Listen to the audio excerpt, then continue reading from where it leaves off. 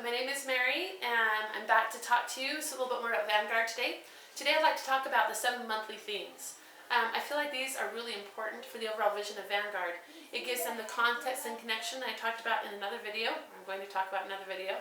But it also helps to develop a sense of how to create a free people. I feel like that is a question that underlies every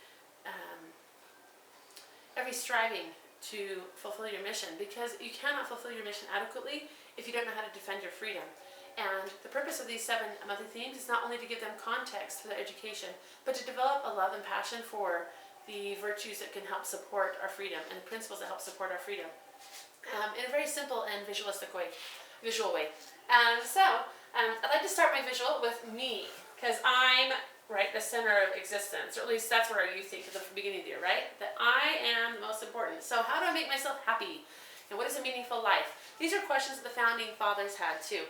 I tried to develop my study of these, development of the 7 themes by studying the 5,000-year leap, and also based on the concept taught in the Great Books series. They talk about this great conversation that's been happening since the dawn of time, that men and women have been discussing questions like what makes a meaningful life, and what is property, and when is something out there mine, and when is it theirs, and how much liberty do I have to do what I want, and when does it create conflict with someone else, and when is it okay to create laws and rules, and when is it okay to just not do that, and what kind of leaders do we want?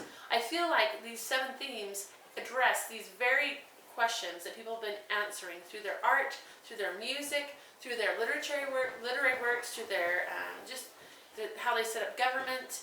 All these different mediums have been used to address these questions that people have been asking themselves since the dawn of time. So, me.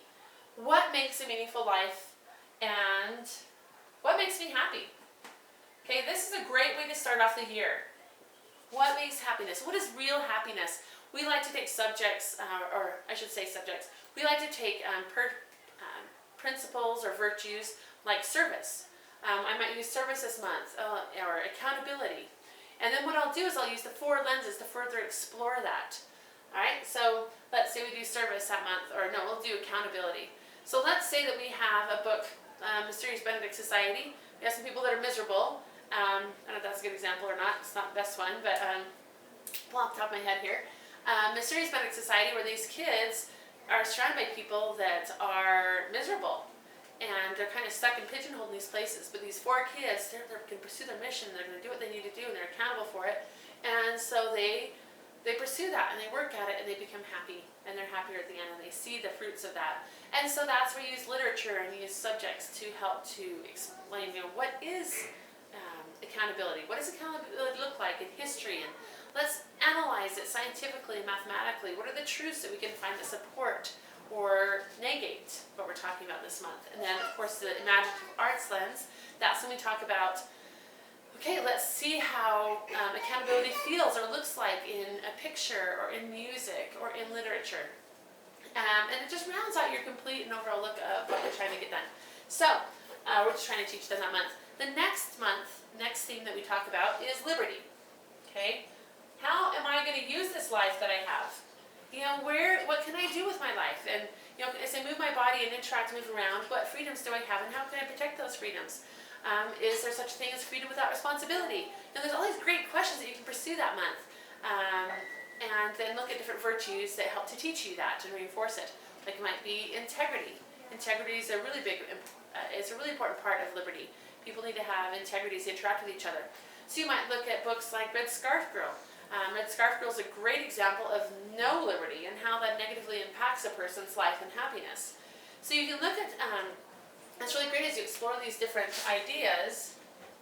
It helps them to develop a passion and a resonance with good things. A passion for and a resonance with good things that support freedom.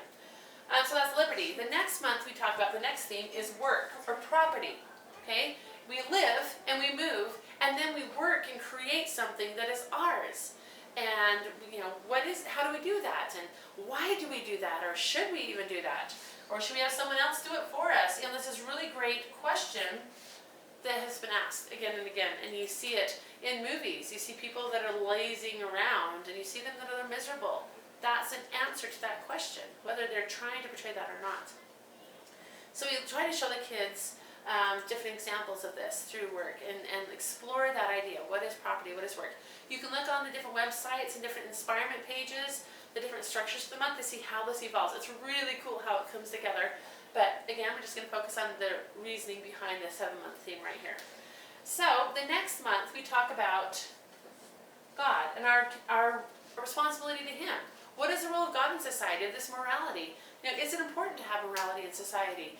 What is the role of faith, and can that help us or strengthen us? Or, should we do this? These are great questions to explore. And again, pick virtues, again, faith or courage, that help us to resonate with this important part and pillar of our society. What is the role of God in society and morality? And morality, not immorality. Okay, so the next thing, next 2 months are very closely connected. 1 month, we cover leadership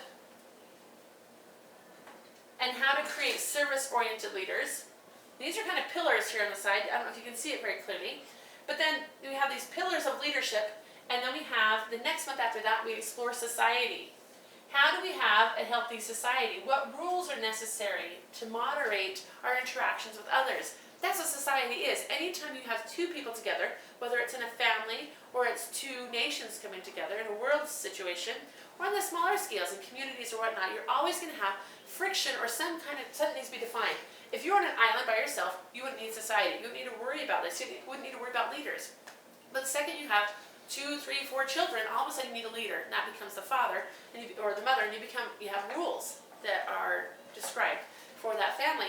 Same thing, anytime you have this other person, if you're born on a planet, I know it wouldn't happen, but if you're on a planet by yourself, you wouldn't need it, like the prince, right? So with this though, you have 2 people with liberty, 2 people with property, 2 people with their pursuit of happiness. You're going to have some kind of definition of what society is for the 2 of you. So this month you look at examples of that. Negative examples are so much fun. You look at Animal Farm, you look at 1984, you have Anthem, you just explore everything you can find to say, hey, what does a healthy society look like? Do we like that society? Why do we like that society? What's being communicated in today's society or today about society and healthy ways to create a society? It's just an exciting month because you have the culmination of all these other months where they've been learning about these different things, and now they want to protect this because they see how valuable it is. And they're like, wait a second, what kind of leaders are effective in creating and protecting this life, liberty, and property? What kind of system we have that we can worship God and I can follow my passion and my mission? So they've developed this, and now they're really getting kind of fierce and feisty about, I want to protect the society that we have. The last month is fantastic. It normally falls around April, and it really follows with the flow of it, and that's the role of me in supporting all this. What is the role of a citizen now? Now that I have all this information and I know about this, what is my role? What action can I take? It's fantastic. April is a time where things are growing and spring is there and they don't want to be sitting and listening to you anymore after the rest of the year. So you have big projects or simulations or just anything that helps to spark them. Now what can I do? They can do their oral presentations for the year. They can go again on field trips or have guest presenters. Just a fantastic month to go and kind of sum up, okay, what is my role? I hope you can go and check the different examples that I have below on the website. I'll have them there. Examples of different newsletters that show you how this fits together. How you can find poems that help to reinforce it. The idea is you want them to come away from the month on life and happiness and feel and smell and taste and understand what it means to have a good and meaningful life. You want them to come away from the Liberty Month fired up and feisty about how they can protect their freedom. Then you want them to come away from the Society Month being able to kind of go, hey, that doesn't feel right. Because I've studied governments and I've studied these different things. What are they telling me here? It's just a fantastic way for them to, again, have context for all the information they're being fueled with. Give them a place to put it and say, oh, does this help strengthen my relationship with God? Oh, I understand that. That's important. Does this help me understand what my purpose is in life? Oh, yeah, that's great. Does this help me understand, the importance of work? Yeah, this feels good. Give them unhealthy examples. Like I said, 1984, Red Scarf Girl. Examples where people are violating things that feel wrong to them or that are negative examples that create these negative repercussions for what they're doing. So, Have fun with it. I mean, you can go ahead and switch up the months as you feel like you need to. I feel like the flow of this is very logical, but if you find another way that works for you, that's fantastic. But we do ask if you do start your own Vanguard youth group that you do honor this, because I feel like other systems are fine, but they don't quite capture the entirety and the vision of what the youth need in order to be valiant in the cause of protecting freedom, to really be the vanguard or the elite force that's there in front, helping to fight those hard battles and be able to stand up for what they feel is right. So yeah, think about this. You can apply it in your school or in your home. It's so fun because you can think of so many different things. Like for instance, at the beginning of the year, you might think, I hope my kids learn more about being thrifty, being economical with what they have. Oh, great. Let's focus the month on work and let's really explore what it means to be thrifty, and let's pull examples from history. We might want our children to be more compassionate. Say, well, do I want that to be compassionate on themselves, or compassionate as a leader, or compassionate as they seek to work with other people? How do I want them to be compassionate? Then you can really focus on that. Then you can think of, oh, what book do I want to do that? Oh, there's a lot of freedom within those to explore or to teach kids things that are important for them to learn. So have fun with it. Give me feedback. Let me know if there's anything you need to do or anything I need to do to help make this more clear. Apply it. Think about the next book you read. What is it trying to teach me? Is it trying to teach me about society? Is it trying to teach me about how I should work better? Is it trying to teach me about my relationships, or how I feel about myself, or my relationships with others? Is it trying to talk about God and His role in my life? Many things, I'm sure, incorporated in lots of these books. But the great books answer these questions. So thanks for your time today, and look forward to talking to you soon.